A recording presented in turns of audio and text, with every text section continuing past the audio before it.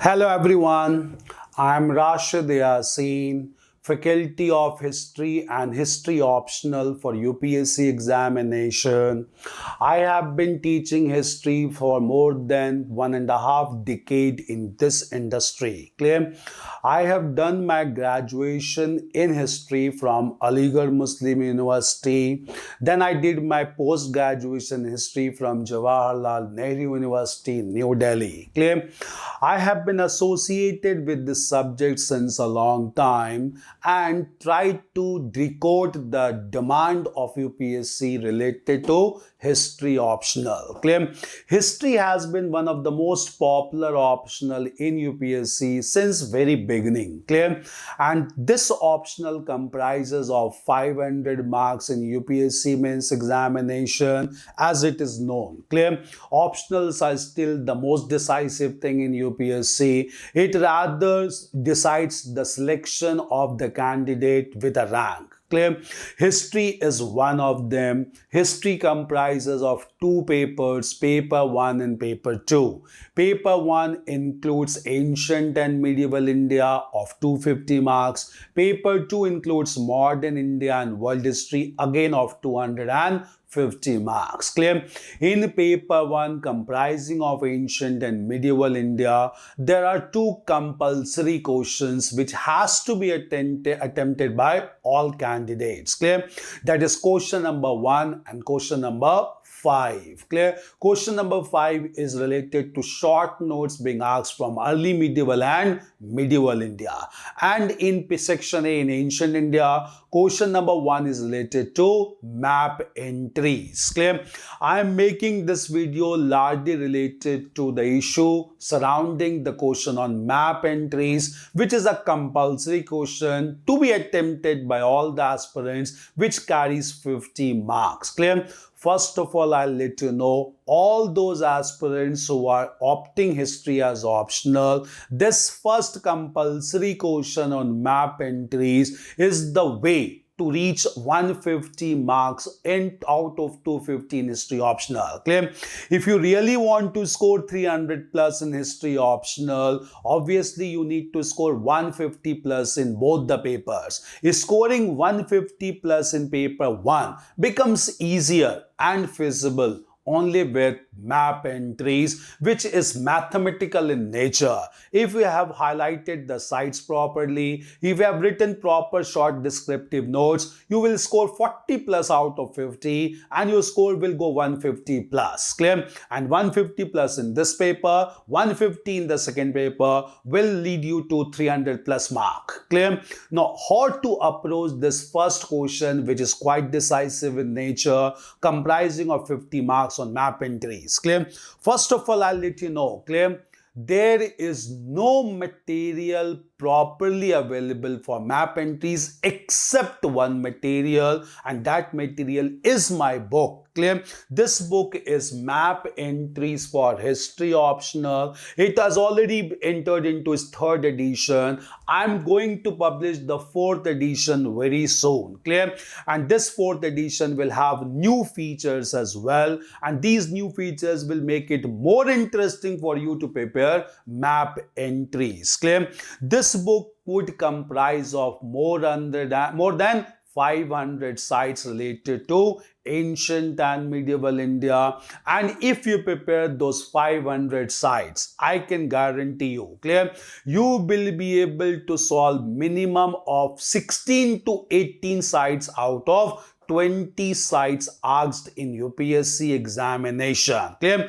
This has been proved also in the previous years. Clear? I came out with this book in 2018. Since then, if you look into that, clear, every year from this book only 16 to 18 sites has been asked. Clear? In fact, I'll let you know to first of all understand. Clear? The very first chapter of this book is on hominid fossil sites. Clear? And the very first site that I have mentioned is Hathnora. You can just locate here site number 1 in central India, Hathnora. Clear? It is the first site of my book. and do just try to remember, understand. In 2024, the site numbering 10th was the same site asked, hominid fossil site, and that answer was, a site is Hathnora. Clear? So very first site of my book was the site asked in 2024, the latest mains examination related to Hathnora. Clear? This testified to the relevancy of this work, that how relevant is this work to prepare for map entries regarding UPSC mains examination. Clear? Now, my purpose of here is to make you understand how to utilize this book, how this book is different from other sources available. Clear? In fact, there's no source available for map entries except this. Clear? Now, what is so distinct about this work? Clear? In this work, I have adopted a very scientific technique known as grid pattern. Clear? In this grid pattern, I have drawn 4 vertical lines, 4 horizontal lines to develop the grid within the map. Clear? While drawing the 4 lines, I have always kept the base point consistent. Clear? I have not altered with the base point, so that once you have identified the areas from where the lines has to be picked up, you have to identify the same point consistently through your map. When in UPSC mains examination, you are not going to alter the baseline. Even the size and dimensions of the map has been kept as per the size and dimension of UPSC examination. Clear? So that once you segregate the site within a grid, that site becomes the same site in UPSC as well. Clear? So for instance, I'll let you know, if you draw the grid. Clear? Suppose the first grid I have started from the region of Rajasthan. This grid will remain consistent throughout the book. It has never been altered. Take any page. Clear? I have never altered this grid. Clear? So I have kept the grid consistent. Second grid I have taken from here, which you can identify easily. Clear? Then vertical grid starting from Kashmir up to the southern part of India. Then second grid starting from here, from where we have taken Rajasthan. The third grid from this side. Clear? If you identify these points properly, you will draw the 4 grids, 4 lines vertically, 4 lines horizontally. You will get the grid. What is the advantages with this grid? Your accuracy will improve. Clear? Major problem is when you have sites in between. Port sites can be identified anyway. Port sites like Bharuch, port sites like Tamralipti, port sites like Mazuris. It can be identified easily. But problem is related to the sites in between, central part. Clear? Here we have Vidisha, here we have Bhopal, here we have Raisen, here we have other sites very closely attached with each other, like Bhimbetka, like Sanchi, and so on, like Iran in Sagar district. Clear? You will be able to distinguish among them only when you have grid this. Clear? So when you draw the grid, the sites will get automatically segregated. Once you get the sites segregated, you will be easily able to identify the sites. Clear? For example, Hathnora, which was asked this time. Clear? Look into Hathnora, this grid. It is at the corner of the 2 lines. Clear? You can easily remember this is Hathnora. Only 2 fossil sites I gave. One was asked this time only. Clear? You can easily identify Hathnora at the corner of 2 intersecting lines. Clear? So this grid pattern has been followed throughout the book. Try to identify the points of the grid, try to draw the lines, segregate the lines. Once you segregate the lines, obviously you will be able to identify the sites with accuracy, whether it is a temple site, whether it is a Buddhist site, whether it is a Jain site, and so on. Clear? At the same time, once you have done the work of identification, what next I have done is I have given short descriptive notes on every site, because in UPSC, apart from identifying the sites, you have to write short descriptive notes which should be very relevant and power packed. Clear? Power packed short notes has been given on every site on the next page itself, so that you need to correlate with them. For instance, I'll let you know, this is the site known as Purushapur or Peshawar. I have given short notes on Purushapur and Peshawar, which was the capital of the rulers coming from the northwestern part of India in ancient times. Clear? Purushapur was the capital of Kushans, that is Kanishk. Clear? Kanishk established his first capital at Peshawar, second capital at Mathura. Clear? These sites are always very important. Clear? So short descriptive notes should be available so that you can memorize them easily and you will be able to recollect and reproduce them in the UPSC examination without much difficulty. So short notes are also given. Clear? At the last, I have given the previous solved papers. Clear? Till 2021, the solved papers were included in third edition. Till 2024, all the solved papers will be included in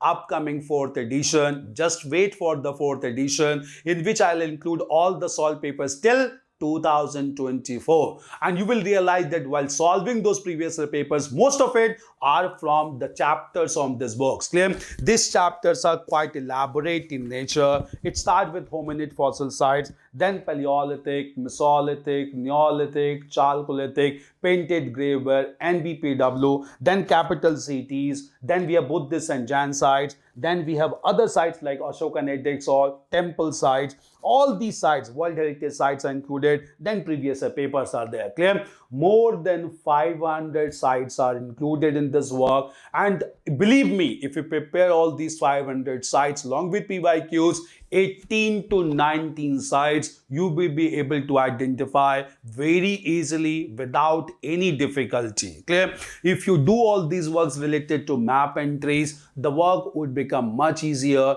You will be able to score 150 plus easily in paper 1, and once this is done, you can reach up to 300 mark or 300 level in mains examination to sail you through easily. Clear? Apart from this work, briefly I'll let you know that after you complete history optional, the next thing that you do, most of the candidates, they go for PYQs to understand the trend of questions being asked. Apart from map entries, clear? In fact, I have done with map entries also since 1979 till 2022 in my second edition. I'm coming with third edition till 2024 recently. Clear? So you will get answers of the questions from 1979 till 2024. This is on ancient and medieval India. This is on modern India and world history. Clear? If you have done with PYQs along with answers, obviously you will get to know how to present your answer. Clear? So most of the candidates go for test series and all, but unless you know how to frame the answer to the question, there's no point of joining the test series also. Clear? And best part of these books is I have inculcated huge amount of historiography, which is very much important in history optional to score high in your answers. Clear? These three works are mandatory for any candidate who has opted for history optional. Even toppers has recommended these works easily. You can go through and look into the social media channels. Clear? And these works has been very handy for the aspirants of history optional. Clear? So wait for the fourth edition of map entries and third edition of previous year questions, which are being released very soon for all of you, so that you can really use them effectively for your examination. In case you have any further query, please contact GK Publication. I can come at regular interval for making some videos which can further enable you to understand the nuances of history optional. Hand-holding would be given to you from my side. Don't worry about it. All the best. Take care of yourself.